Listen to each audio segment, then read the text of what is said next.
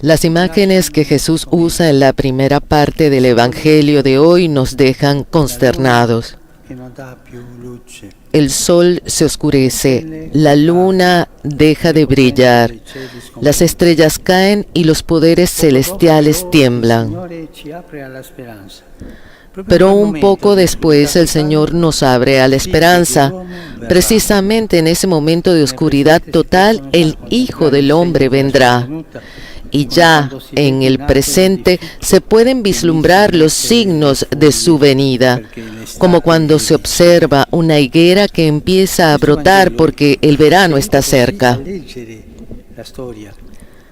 Con la ayuda de este Evangelio podemos leer la historia considerando dos aspectos: el dolor de hoy y la esperanza del mañana. Por una parte, se evocan las dolorosas contradicciones en las que en cualquier tiempo la realidad humana permanece inmersa. Por otra parte, se percibe el futuro de salvación que le espera, es decir, el encuentro con el Señor que viene para liberarnos de todo mal. Contemplemos estos dos aspectos con la mirada de Jesús. El primer aspecto, el dolor de hoy. Estamos dentro de una historia marcada por tribulaciones, violencias, sufrimientos e injusticias, esperando una liberación que parece no llegar nunca. Sobre todo, los que resultan heridos, oprimidos y a veces pisoteados son los pobres, los anillos más frágiles de la cadena. La Jornada Mundial de los Pobres que estamos celebrando nos pide que no miremos a otra parte, que no tengamos miedo de ver de cerca el sufrimiento de los más débiles, para quienes el Evangelio de hoy es muy actual. El sol de sus vidas frecuentemente se oscurece a causa de la soledad, la luna de sus esperanzas se apaga, las estrellas de sus sueños caen en la resignación y su misma existencia queda alterada. Todo eso a causa de la pobreza que a menudo están forzados a vivir, víctimas de la injusticia y de la desigualdad de una sociedad del descarte que corre velozmente sin tenerlos en cuenta y los abandona sin escrúpulos a su suerte. Pero por otra parte está el segundo aspecto, la esperanza del mañana. Jesús quiere abrirnos a la esperanza, arrancarnos de la angustia y del miedo frente al dolor del mundo. Por eso afirma que justo cuando el sol se oscurece y todo parece que se hunde, Él se hace cercano. En el gemido de nuestra dolorosa historia hay un futuro de salvación que empieza a brotar. La esperanza del mañana florece en el doctor de hoy. Sí, la salvación de Dios no es solo una promesa del más allá, sino que ya está creciendo dentro de nuestra historia herida. Tenemos el corazón enfermo todos. Se abre camino entre las opresiones y las injusticias del mundo. Precisamente en medio del llanto de los pobres, el reino de Dios despunta como las tiernas hojas de un árbol y la conduce la historia a la meta, al encuentro final con el Señor, el Rey del universo que nos liberará de manera definitiva. En este momento preguntémonos, ¿qué se nos pide a nosotros cristianos frente a esta realidad? Que alimentemos la esperanza del mañana, aliviando el dolor de hoy. Si tú no vas adelante sanando el dolor de hoy, difícilmente tendrás esperanza en el mañana. La esperanza que nace del Evangelio, en efecto, no consiste en esperar pasivamente que el futuro, las cosas vayan mejor, sino en realizar hoy de manera concreta la promesa de salvación de Dios. hoy, cada día. La esperanza cristiana no es ciertamente el optimismo alegre del que espera que las cosas cambien y mientras tanto sigue haciendo su propia vida, sino que es construir cada día con gestos concretos el reino del amor, la justicia y de la fraternidad que inauguró Jesús. La esperanza cristiana, por ejemplo, no ha sido sembrada por la vida de sacerdotes que han pasado frente a un herido. Ha sido sembrada por un buen samaritano que ha hecho un gesto. Y hoy si la Iglesia nos dice detente y siembra esperanza en la pobreza,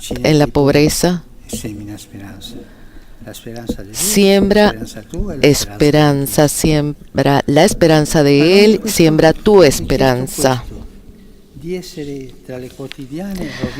A nosotros se nos pide esto, que seamos en medio de las ruinas cotidianas del mundo, incansables constructores de esperanza, que seamos luz mientras el sol se oscurece, que seamos testigos de compasión mientras a nuestro alrededor reina la distracción, que seamos presencia atenta en medio de la indiferencia generalizada.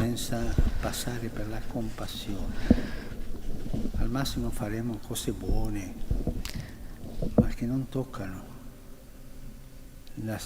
la via cristiana perché non toccano il cuore. Quello che ci fa, lo que nos hace tocar el corazón es la compasión. Nos acercamos, sentimos la compasión y hacemos gestos de ternura, justo como lo hace Jesús. Esto es lo que se nos pide hoy. Hace poco recordé algo que repetía un obispo cercano a los pobres. Él también beato, Don Tonino Bello. No podemos limitarnos a esperar, tenemos que organizar la esperanza. Si nuestra esperanza no se traduce en opciones y gestos concretos de atención, justicia, solidaridad y cuidado de la casa común, los sufrimientos de los pobres no se podrán aliviar. La economía del descarte que los obliga a vivir en los márgenes no se podrá cambiar y sus esperanzas no podrán volver a florecer. A nosotros especialmente, a nosotros cristianos, nos toca organizar la esperanza, traducirla en la vida concreta de cada día, en las relaciones humanas, en el compromiso social y político. A mí me hace pensar en el trabajo que hacen tantos cristianos, trabajos de caridad. ¿Y qué se hace allí? Se organiza la esperanza. Se organiza la esperanza. Esa es la dinámica que se le pide a la Iglesia. Hay una imagen de la esperanza que Jesús nos ofrece hoy. Es una imagen sencilla e indicativa al mismo tiempo. Se trata de las hojas de la higuera que brotan sin hacer ruido, señalando que el verano se acerca. Y esas hojas aparecen, subraya Jesús, cuando las ramas se ponen tiernas. Hermanos, hermanas, esta es la palabra que hace surgir la esperanza en el mundo y que alivia el dolor de los pobres, la ternura. Nos toca a nosotros superar la cerrazón, la rigidez interior, la tentación de ocuparnos solo de nuestros problemas para enternecernos frente a los dramas del mundo. Nosotros tenemos que germinar, tenemos que hacer surgir la esperanza.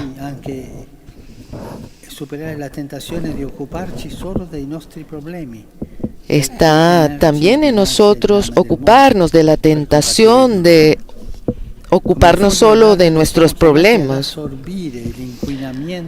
che ci circonda. Como las tiernas hojas del árbol, estamos llamados a absorber la contaminación que nos rodea y a transformarla en bien.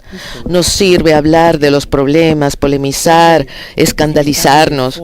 Esto lo saben hacer todos. Es necesario imitar a las hojas que, sin llamar la atención, cada día transforman el aire contaminado en aire puro. Gesù ci vuole convertitori di bene.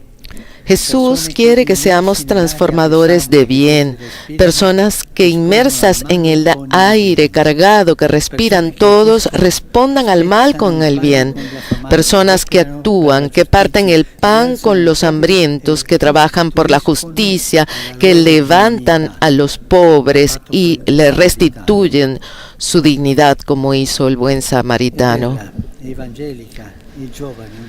Es hermosa, es evangélica, es joven, una iglesia que sale de sí misma y como Jesús anuncia la buena noticia a los pobres.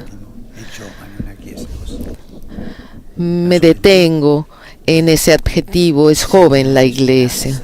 Y la actitud es sembrar esperanza. Esta es una iglesia profética que con su presencia dice a los desalentados y a los descartados del mundo: ánimo, el Señor está cerca también para ti. Hay un verano que brota en el corazón del invierno. Llevamos, hermanos y hermanas, esta mirada de esperanza al mundo. Llevémosla con ternura a los pobres sin juzgarlos, porque allí junto a ellos, junto a los pobres, está Jesús. Porque allí, en ellos, está Jesús que nos espera.